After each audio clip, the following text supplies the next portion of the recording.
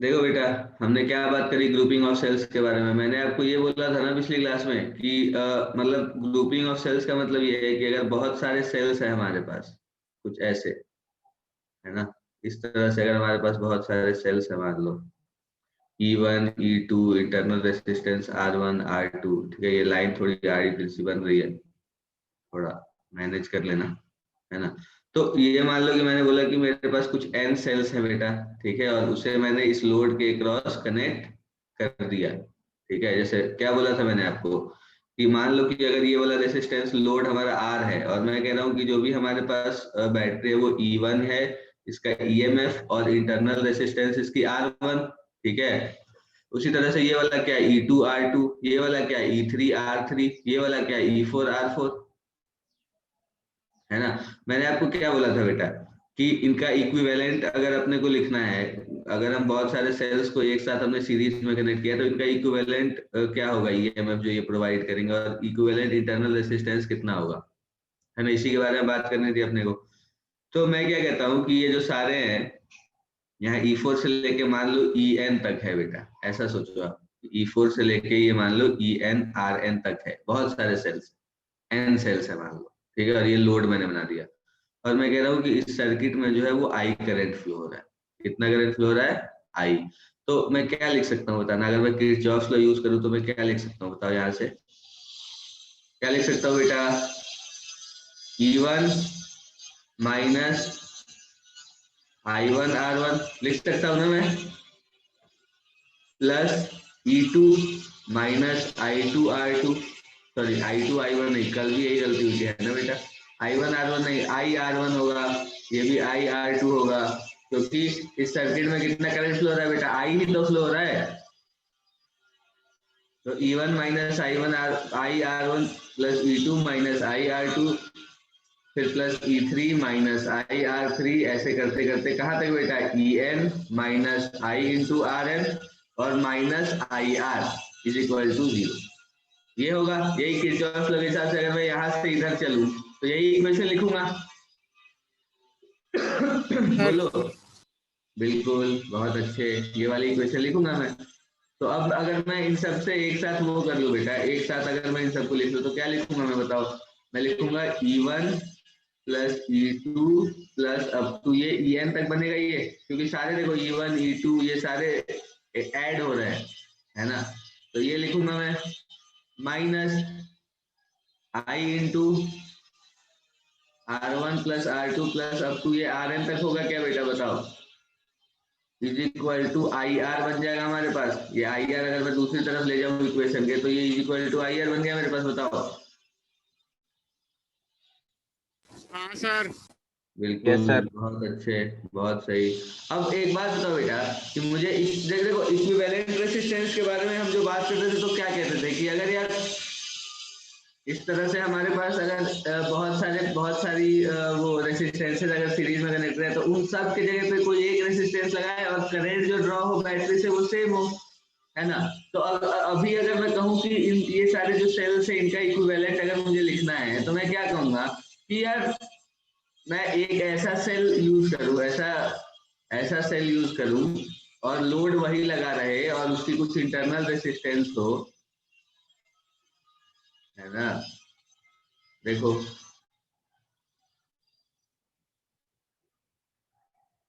फिर से देखो,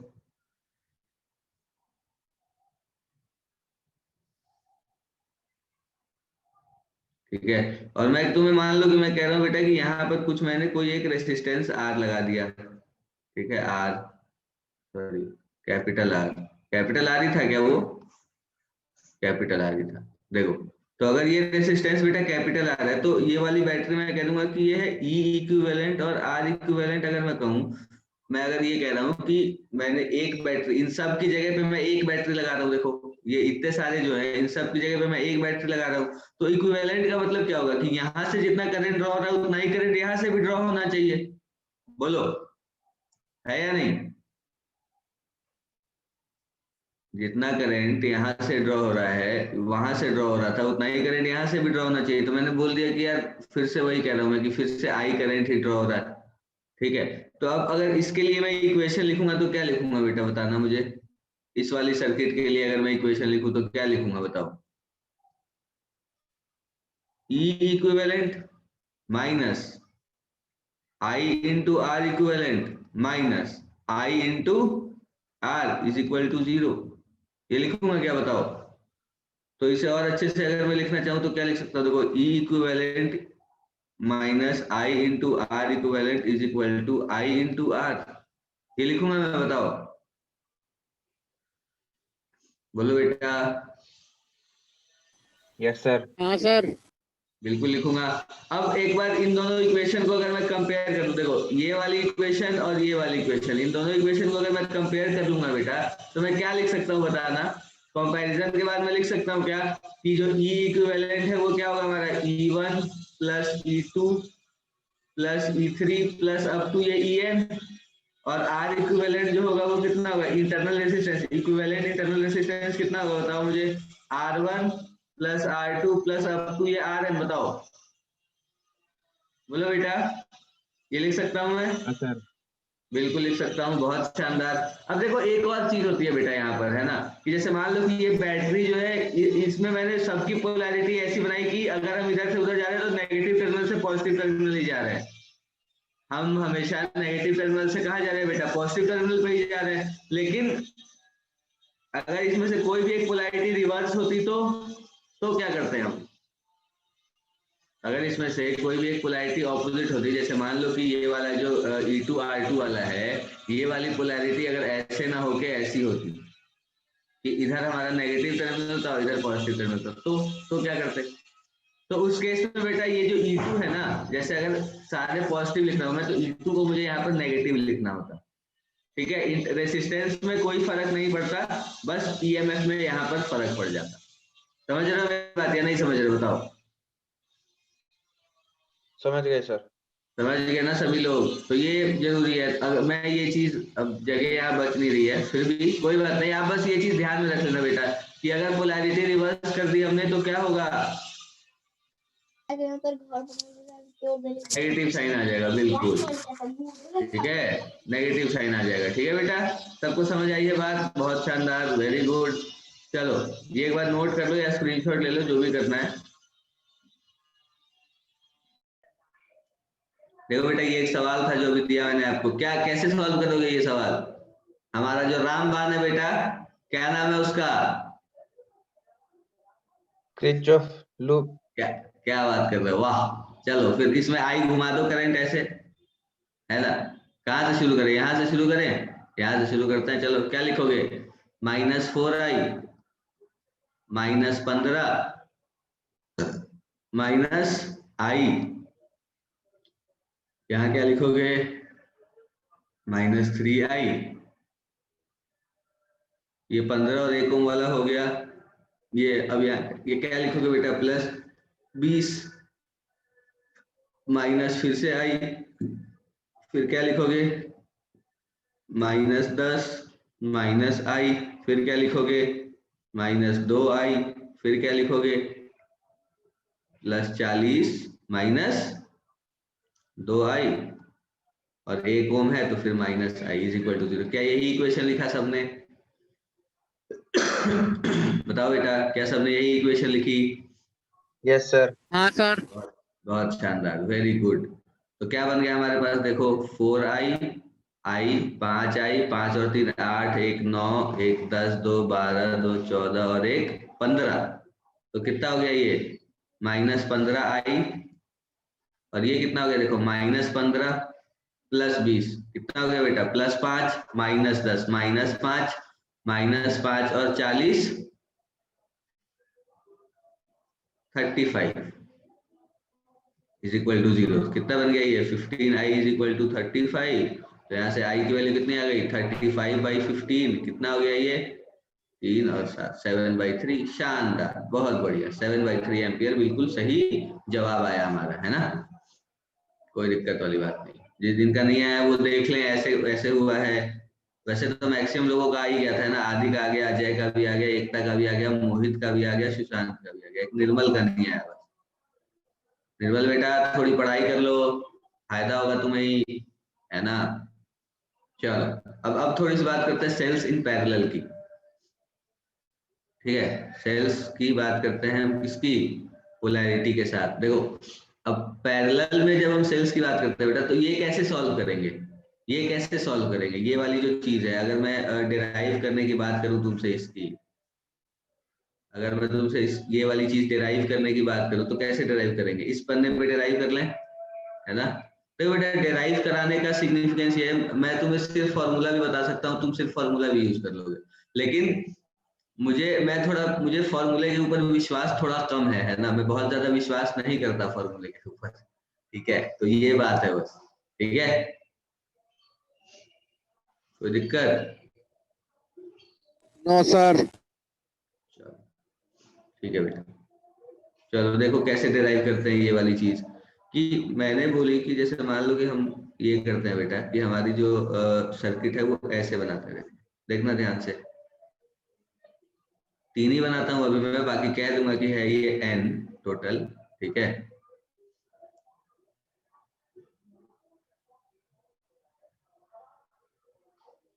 सॉरी। ठीक है, और इसे एक लोड से ऐसे कनेक्ट कर देते हैं।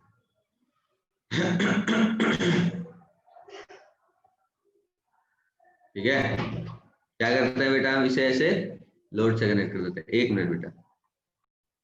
हाँ बेटा देखो, तो अगर हम बात करते हैं कि जैसे मान लो कि मैं कह रहा हूँ कि यहाँ पर कुछ बैटरी E1 है, यहाँ E2 है, यहाँ E3, ऐसे En तक हम इसे जनरलाइज कर देंगे। ठीक है, तो मैंने बोला कि जैसे मान लो कि हमारे पास एक बैटरी है ऐसी। ठीक है, और देखो इसमें भी आपको पोलैरिटी को ध्यान में रखना पड़ेगा। ठीक है, मैंने बोला कि E1 ये है, ये E2 है, ये E3 है। ठीक है, और यहाँ पर मैं एक लोड यूज कर लेता हूँ जिसे मैं कहता हूँ R। ठीक है बेटा, R मैं कह रहा हूँ, देखना सुनना बेटा ध्यान से। मैंने बोला कि यहाँ से जो आ रहा है करंट वो मैं कह देता हूँ कि I1 है। ठीक है, ये E1 और R1 भी लिखना है, E2 और R2 भी, और ये E3 और R3 भी। ठीक है, यहाँ से मान लो मैंने बोला कि I1 करंट जा रहा है, यहाँ से मैंने बोला कि I2 करंट जा रहा है, यहाँ से मैंने बोला कि I3 करंट जा रहा है। ठीक है, तो एक बात तो बेटा कि इन दोनों टर्मिनल के अक्रॉस जो पोटेंशियल डिफरेंस होगा वो कितना होता है, E1 माइनस I1 R1। ठीक है, इसके अक्रॉस कितना होगा, E2 माइनस I2 R2। अब मैंने मान लिया कि यहाँ का पोटेंशियल 0 है। ठीक है, तो यहाँ का पोटेंशियल कितना होगा, कितना होगा बताओ, E2 minus I2 R2, E1 minus I1 R1। तो मैं यहाँ से एक चीज क्या लिख सकता हूँ कि देखो ये I1 I2 I3 फिर I4 I5 जो भी है वो पूरा करंट मिलके यहाँ कुछ I करंट बना रहे होंगे। ठीक है, I करंट जो है वो इधर बना रहे होंगे। ठीक है, तो मैं क्या लिखूंगा बताना, क्या लिख सकता हूँ मैं, I मतलब यहाँ पर अगर मैं इक्वेशन लिखूं तो क्या लिखूंगा बताओ बेटा। अगर मैं किरचॉफ लॉ यूज करूँ तो यहाँ से इसके क्रॉस पोटेंशियल कितना होगा, इन दोनों टर्मिनल के cross E1 minus I1 R1। ठीक है, दूसरे के cross E2 minus I2 R2, फिर E3 माइनस I3 R3। बोलो यही होगा ना पोटेंशियल डिफरेंस इन दोनों पॉइंट्स के बीच में। अगर मैं यहाँ का पोटेंशियल 0 मानता हूँ, यहाँ का पोटेंशियल अगर मैं 0 मानता हूँ, तो यहाँ का पोटेंशियल क्या होगा बेटा, E1 माइनस I1 R1 ही होगा, है ना। फिर उसी तरह से E2 minus I2 R2 E3। तो इन दोनों टर्मिनल के बीच का जो पोटेंशियल डिफरेंस है वो यही है। ठीक, तो वही पोटेंशियल डिफरेंस इसे भी मिलेगा, इस R को भी मिलेगा क्या बताओ। हाँ सर। वही, बिल्कुल वही पोटेंशियल डिफरेंस इस R को भी मिलेगा। और इस R में मैंने बोला कि करंट आई जा रहा है, तो मैं यहाँ से मान लो करंट I1 आ रहा है, I2 आ रहा है, I3 आ रहा है, तो मैं I को क्या लिख सकता हूँ बेटा बताना मुझे। I को मैं क्या लिख सकता हूँ, I1 plus I2 plus I3। यहाँ तो चलो मैंने यही 3 लगाया, अगर बहुत सारे होते तो प्लस अप टू IN लिखूंगा मैं I की वैल्यू। बोलो। Yes sir. बहुत शानदार, आई की वैल्यू में यही लिखूंगा। अच्छा, अब ये जो होना चाहिए बेटा ये किसके बराबर होना चाहिए बताओ। अगर मैं एक ऐसी सर्किट बनाऊं कि वहां पर मैं ई इक्विवेलेंट लिख लूं, तो उसके लिए मैं क्या करूंगा, देखो एक यहाँ पर बनाऊंगा ई के लिए, है ना ऐसे। ठीक है, और यहाँ पर मैं बोल दूंगा कि एक लोड मैंने रखा हुआ है, एक लोड रेसिस्टेंस है हमारे पास। ठीक है बेटा, तो वो जो लोड रेसिस्टेंस बनेगा हमारा वो कौन सा बनेगा, देखना देखना, मैं बताता हूँ तुम्हें। ठीक है, ये हमारा कुछ लोड रेसिस्टेंस है यहाँ पर। ठीक है, इसे मैं कहता हूँ आर। तो अब अगर मैं कह रहा हूँ कि ये ई इक्विवेलेंट और आर इक्विवेलेंट है ये, तो मैं क्या कह सकता हूँ बेटा यहाँ पर तुम्हें कि यहाँ पर जो करंट अपने को मिल रहा होगा, यहाँ पर जो करंट अपने को मिल रहा होगा वो भी आई ही मिलना चाहिए। तो इसके लिए अगर मैं इक्वेशन लिखना चाहता हूँ, इसके लिए इस वाले सर्किट के लिए अगर मैं इक्वेशन लिखना चाहता हूँ तो मैं क्या लिखूंगा, बताना मुझे। क्या लिखूंगा बेटा, E equivalent minus I R equivalent minus I R is equal to 0, ये लिखूंगा। तो आई आर की वैल्यू जो आएगी मेरे पास वो कितनी आएगी बेटा, बताओ। E equivalent minus I into R equivalent, ये चीज आएगी क्या वैल्यू, बताओ। कोई दिक्कत वाली बात नहीं है यहाँ पे।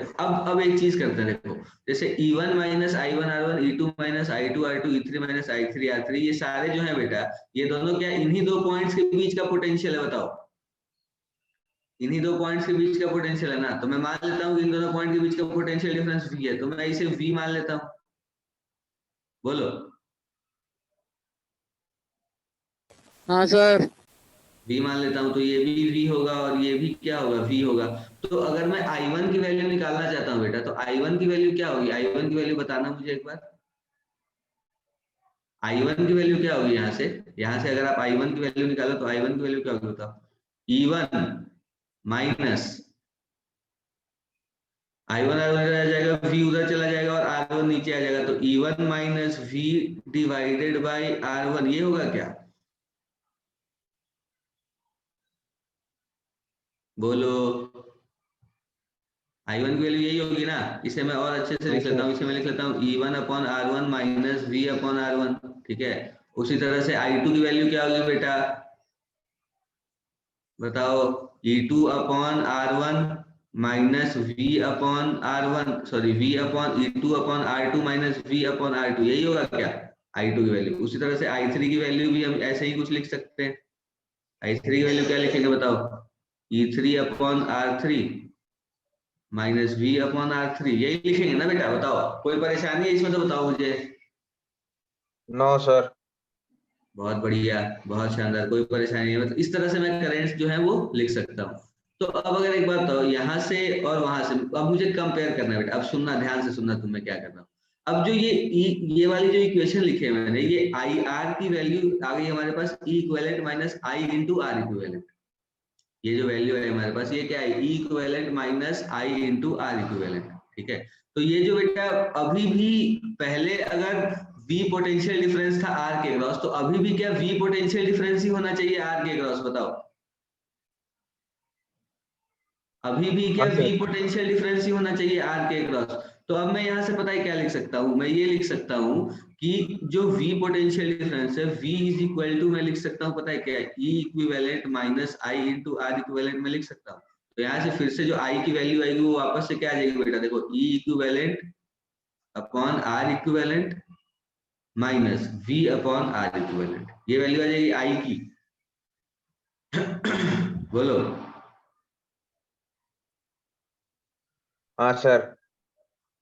बहुत शानदार, ये चीज आ गई हमारे पास। अब हमारे पास ये जो इक्वेशन है I is equal to I1 plus I2 plus up to IN, इसे पुट कर देते हैं यहाँ पे।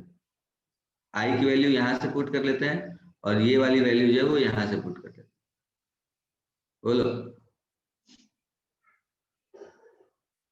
कर लें put. Yes sir.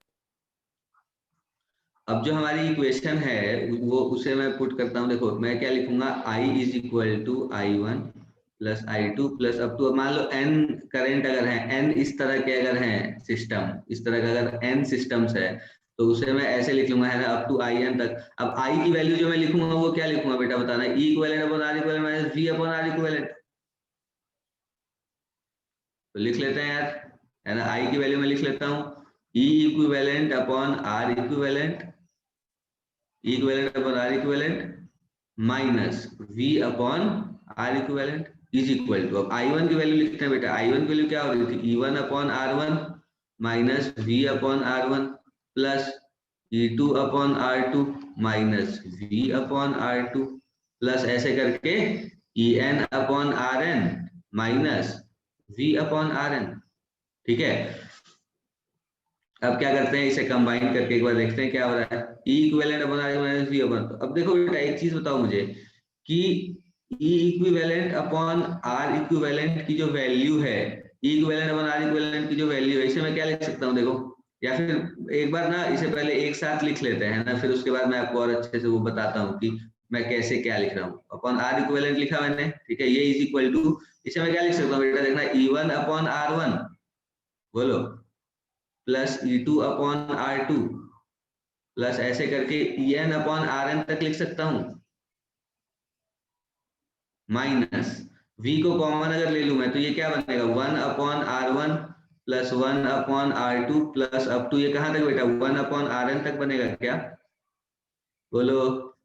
Yes sir. अब एक बार दोनों दोनों साइड को कंपेयर कर लेते हैं, ठीक है। एक तो V वाला टर्म है V अपॉन ये, और ये V अपॉन R इक्विवेलेंट, और ये इक्विवेलेंट अपॉन R इक्विवेलेंट, तो ये वाला जो टर्म है हमारा बेटा ये क्या E equivalent upon R equivalent के बराबर है क्या, है या नहीं बताओ। अगले पेज पर चलते हैं, ठीक है। ये वाली चीज आपने देख ली ठीक से, कोई परेशानी तो नहीं है बेटा इसमें, बताओ यहाँ तक जो मैंने लिखा है इसमें कोई दिक्कत तो नहीं है किसी को। No sir. बहुत बढ़िया, कोई दिक्कत नहीं है, तो फिर देखो क्या हो रहा है। अब मैं क्या करता हूँ बेटा, अब मैं अलग अलग करके लिख लेता हूँ। मैं क्या लिख रहा हूँ देखो, E equivalent upon R equivalent की जो वैल्यू है वो कितनी है बेटा, देखो E1 upon R1 plus E2 upon R2 plus up to ये कहां तक आ गया, En अपॉन Rn तक आ गया, ठीक है। और V वाला जो टर्म है उसके लिए क्या लिखूं मैं, 1 अपॉन R इक्विवेलेंट जो है वो किसके बराबर है, 1 upon R1 plus 1 upon R2 plus up to ये 1 अपॉन Rn तक, इसके बराबर है 1 अपॉन R इक्विवेलेंट, और E equivalent upon R equivalent इसके बराबर है। तो अब अगर मुझे E इक्विवेलेंट की वैल्यू निकालनी है तो मैं E इक्विवेलेंट को क्या लिखूंगा बेटा, बताना। देखो ये तो हमारे पास R इक्विवेलेंट का फॉर्मूला आ गया, ये वाला जो फॉर्मूला मैंने लिखा है ये R इक्विवेलेंट का फॉर्मूला है ये, ठीक है। ये 1 अपॉन R इक्विवेलेंट जो है वो इसके बराबर है, ठीक है।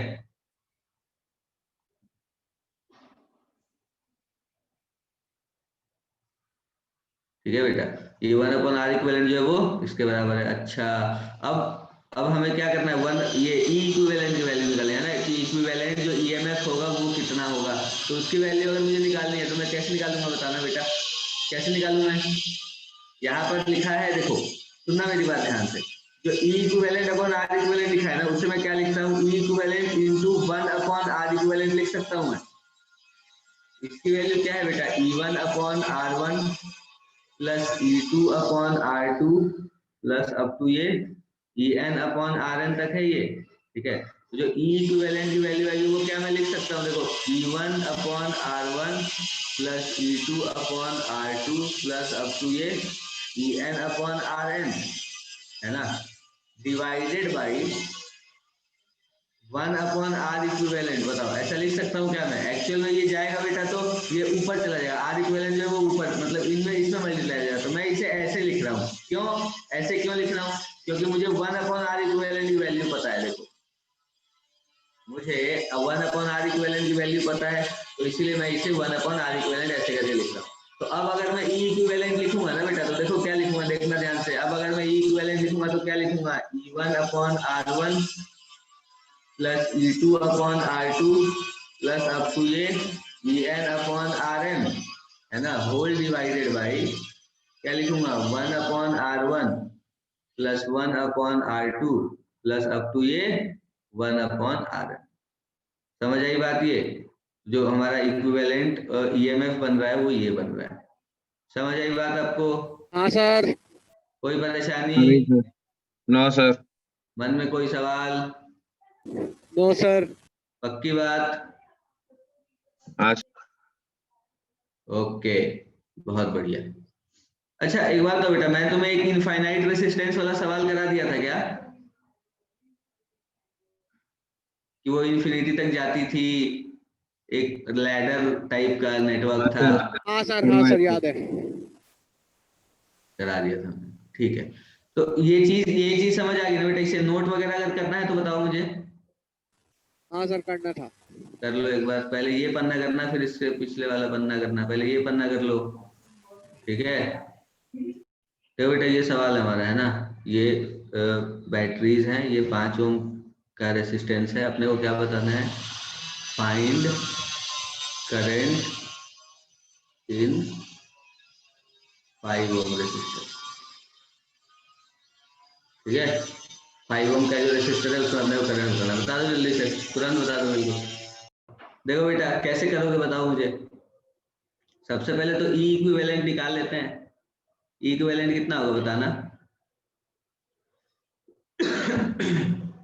10/2 प्लस 5/1 प्लस 3/1। देखो बेटा इसमें किरचॉफ्स लॉ अगर यूज करोगे ना इस सवाल में तो थोड़ा टाइम तुम्हें ज्यादा लगेगा, अगर इस तरीके से करोगे तो देखो कैसे जल्दी से हो जा रहा है, देखना मैं बता रहा हूँ। इक्विवेलेंट क्या होगा, 10/2 प्लस 5/1 प्लस 3/1 डिवाइडेड बाई कितना बताओ, 1/2 प्लस 1/1 प्लस 1/1, यही होगा। कितना बनेगा ये, 1/2 प्लस 2 कितना हो गया ये। अच्छा ऊपर वाला पहले कितना बना बताओ, 5 5 10 और 3 13, 13 डिवाइडेड बाई ये कितना बना बताओ, 1/2 प्लस 1 प्लस 1 कितना हो गया ये, 1/2 प्लस 2 मतलब 5/2, तो नीचे 5 ऊपर 2, ये हमारा ई इक्विवेलेंट हो गया। अच्छा आर इक्विवेलेंट कितना होगा बेटा, 1/r इक्विवेलेंट की वैल्यू यही है ना, कितनी है ये, 1/r इक्विवेलेंट के लिए 2/5 आ रही है शायद, नहीं सॉरी 5/2 आ रही है, सॉरी 5/2 आ रही है ना 1/r इक्विवेलेंट की वैल्यू। हाँ सर। बिल्कुल, तो r इक्विवेलेंट की वैल्यू कितनी आ जाएगी, 2/5 आएगी। हाँ सर। बहुत शानदार, r इक्विवेलेंट की वैल्यू 2/5 आ गई, बहुत बढ़िया। और e इक्विवेलेंट की वैल्यू कितनी आ गई, 26/5 है ना, 26/5 आई है e इक्विवेलेंट की वैल्यू। तो अब अगर मैं इस सर्किट को दोबारा बनाना चाहूँ तो मैं कैसे बनाऊंगा, देखो ऐसे, ये कितना है 26/5 कॉमा 2/5 है ना, और यहाँ पर जो अपनी वो है वो 5 ओम है। अब इसमें किरचॉफ लॉ यूज कर लो, है ना। मान लो कि कुछ आई करंट ऐसे फ्लो हो रहा है, अब इसे सॉल्व कर लो, क्या लिखोगे बताओ, 26/5 minus 2i/5 minus 5i is equal to 0, कितना बनेगा बताओ, 26/5 इज इक्वल टू 25 और 2 27i/5, ये 5 और ये 5 भी बढ़ गया, आई की वैल्यू कितनी आ गई 26/27। सही नहीं लिखा बताओ, तुम्हारा आंसर कुछ और आ रहा था बेटा शायद, है ना, 13/15 आ रहा था तुम्हारा, ये सही है बताओ मुझे, 26/27 एम्पियर ये आई की वैल्यू है, कुछ गलती तो नहीं करी बेटा हमने।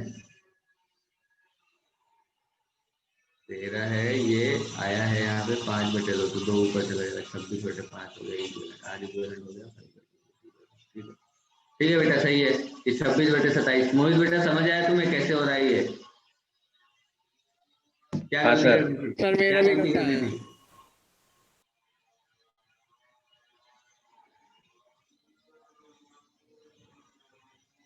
ठीक है ओके चलो।